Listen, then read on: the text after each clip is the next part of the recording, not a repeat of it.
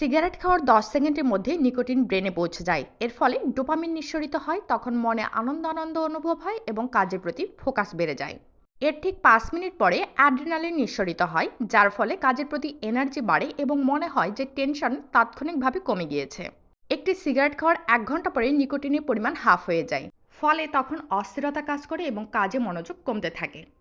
এর ঠিক 3 ঘন্টা পরে যখন ডোপামিন একদমই কমে আসে, তখন মেজাজ খিটখিটে হয়ে যায় এবং আরেকটি সিগারেট খাওয়ার প্রবল ইচ্ছা আসে। মনে হয় যে আরেকটি সিগারেট না খেলে আমি আর কাজ করতে পারছি না।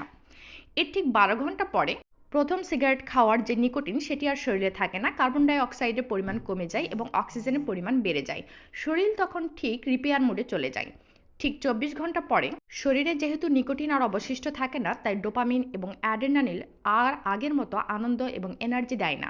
এর ফলে আরেকটি সিগারেট খাওয়ার প্রবল ইচ্ছা কাজ করে, মনের মধ্যে অস্থিরতা কাজ করে, আনন্দ আর কাজ করে না, কোনো প্রকার এনার্জি পাওয়া যায় না, মনে হয় যে ব্রেন একদমই কাজ করছে না। ঠিক তখনই আরেকটি সিগারেট খাওয়ার মাধ্যমে এই নেশা চক্র চলতে থাকে।